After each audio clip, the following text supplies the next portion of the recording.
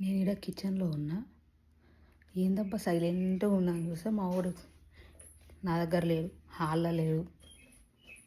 ధైర్యం వచ్చేసింది, కాలు వచ్చినాయి కదా.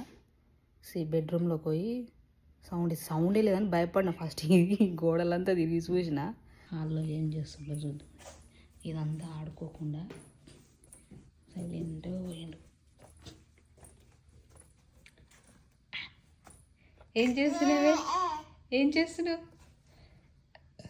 ఒక్కడివే వచ్చి ఏం చేస్తున్నావు?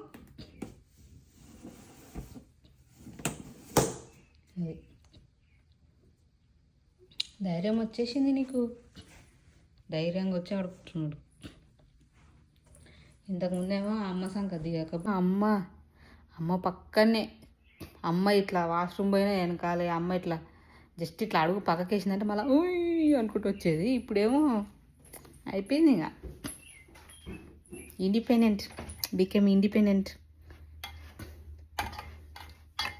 ఇట్లా ఉంటుంది పిల్లలు. వాళ్ళు మనకి ఇప్పటి నుంచే చెప్తుంటారు, మమ్మల్ని వదిలేయండి,